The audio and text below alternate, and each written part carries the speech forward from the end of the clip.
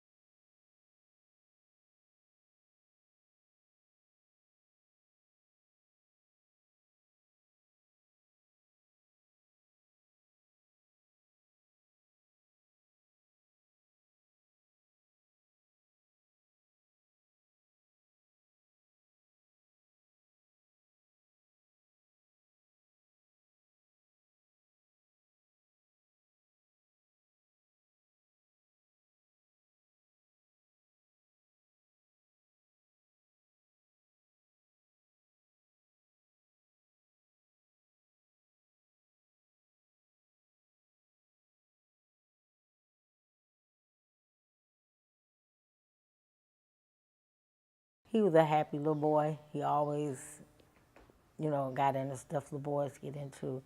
The average kid. Very quiet. Very quiet.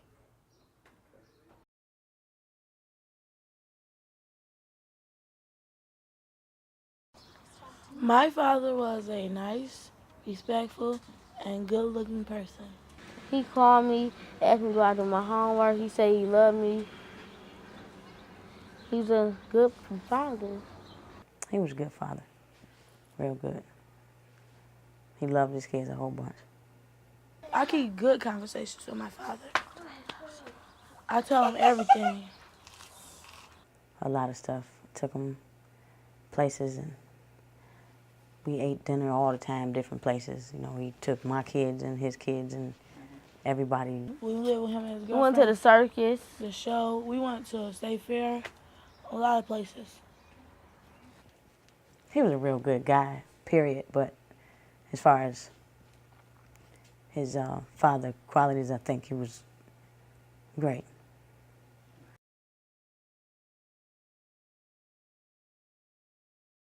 I miss my dad calling me, telling me he loved me, asking me did I do my homework yet, and asking me what did I do in school, and I tell him, and then he asked me do I love him, and I say yeah. Him calling me, saying he loved me. When we go to the circus or the movies, or when we go shopping. I miss the way he used to come to the football field every day to see if me and Eddie doing it right. I played center and D-tackle. What kind of advice did your dad give you about that? Stay low, drive, be tough, don't let nobody punk you. What do I miss most about him? How he used to cook and Really, I miss everything about him. When he take me to his job and teach me all about building, how to put a drywall in, and the little thing he do with the diamond thing, all the stuff he'd do at his job. For dinner, he used to cook chicken and, well, most of that was it. That's what I used to like about him. I miss his presence, just him, just the way he talked. I just miss him walking around the house, sucking on his pinky finger. That's it. I just miss him being here. That's all. I miss his dogs. He loved dogs. He loved them with all his heart. I just miss him, period. What kind of dogs do you have? Is he a big dog fan? He loved pits and rocks. He loved them.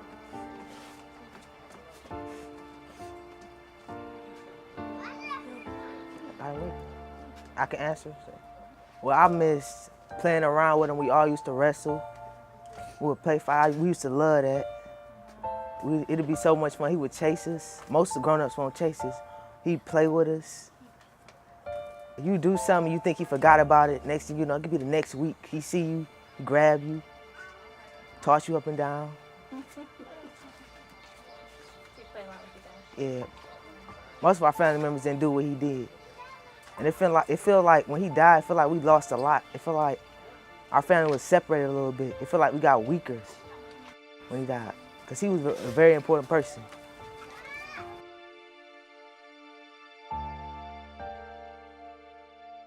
We miss you, we love you, and we wish that this never happened. I say, hey, Dad, I love you, and I wish you was a part of my life. I don't know what I would say. I would just be happy to see him. I would just say good morning. I love you.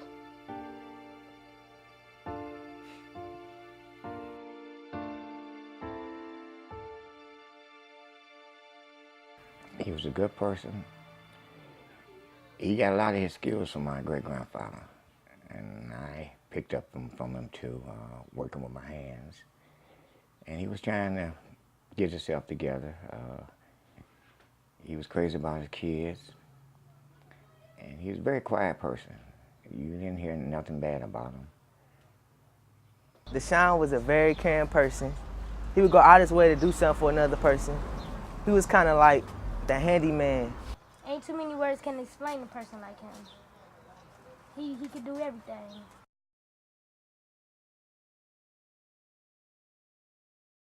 Me and Deshon met at my job. I was working at a dollar store, and he would come in periodically. But when I actually knew him and to know his name and everything, I was moving into my house on Tyler. And it was so weird because I heard something upstairs. So it was dogs in there, like three little puppies. And when they were running out, he was coming through the lot. And I said, them your dogs? He said, you about to move in? I said, as soon as you get them dogs out. He said, well, they'll be out today. I thought that was so cute. I said, what is your name? He said, same thing your name is. I thought that was so cute. We talked for it was about 9 o'clock then. We stayed on the porch till 5 o'clock in the morning. And then the next night, we talked again, and I fell asleep on the porch with him. And he never left. And that's how we got together. It was just crazy, but that's how it went.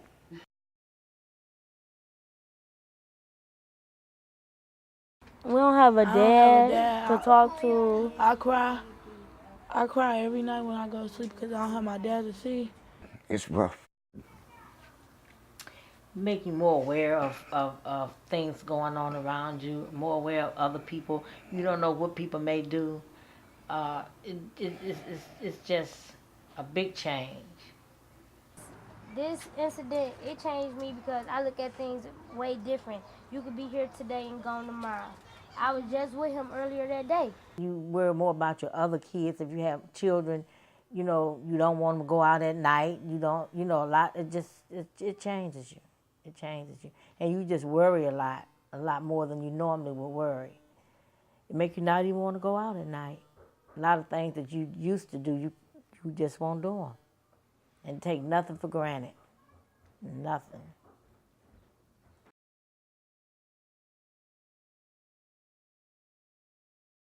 A whole lot. I think if it had not been for that, I don't think they would even caught them. Until they started bragging about what they did, then they probably would have caught them because they were bragging. The same week, I think they knew who they were.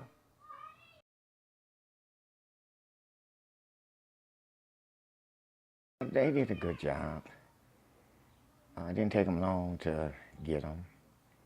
And they still looking for one right now, though. He supposed to left town. But they did a very good job, though.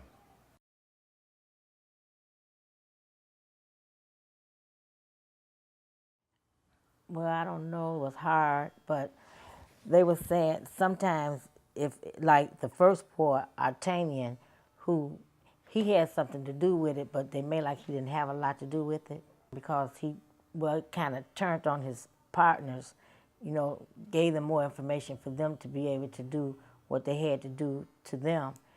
And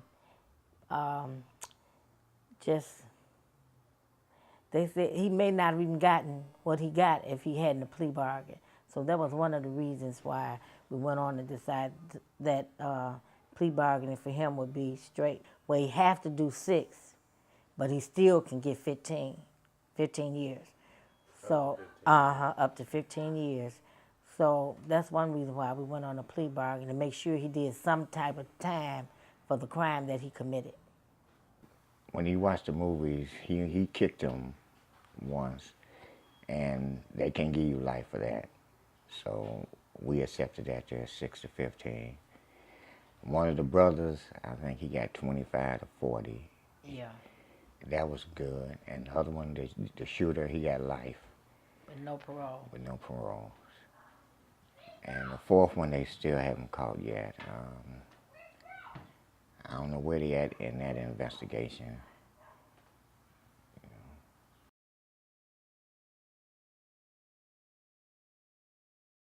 You know, it's really hard to say what would cause a person to do something like that. You really have to have no heart, no nothing to commit a crime that way. They was on some real stupid stuff. I wish I was there. I really do wish I was there. I don't know. I have no idea what would cause somebody to do something like that. I have no idea. They was thinking they hard and thinking they tough. One thing about that, a lot of them is not getting raised, so they don't respect nobody. They just go out and just do what they want to do. I don't even want to blame the parents, really, basically, because they were there. They was hurt for their kids and hurt for us. Like, hey, we didn't raise that one like that. We didn't raise that one like that. I mean, it was shocking to them just like it was shocking to us. But they got a lot of time to sit now in them jails to think about what they did. I would blame it on drugs, but people take drugs every day, and it's not every day that this happens. So I don't know. Just not knowing God or something, I don't know. Hearing the description of the incident, to me, it appears that the patient in having the diagnosis of bipolar was in the manic phase. And there are 2 phases of bipolar, which are number 1, which is the manic phase, which I believe that this individual is in, and 2 is the depressed phase.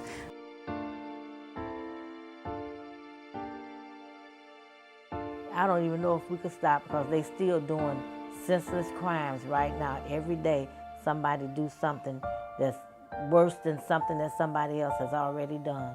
So it's really hard to say what you can do to people for things that they do like that. I don't know if that can stop because there's so many ignorant people nowadays. People killing people over nothing. So the crime is increasing and death rate is increasing. So I really don't know what what we can do to stop the violence. They're being punished, and then you punish other people, but it's still not stopping the crime. To the children that are in school, I mean, you have a lot of children in school that may interrupt the class because they're having behavioral issues, as the teacher may call them. But generally, there's a reason behind those behavioral issues. You know, they may be neglected, they may be abused, and these issues. I'm saying that to say that as a society, we have to pretty much take care of ourselves first, then try to take care of things that are happening in our surroundings. You have to pay attention to what's going on with you. You have to pay attention to what's going on with your children. You have to pay attention to what's going on with the neighbor's children.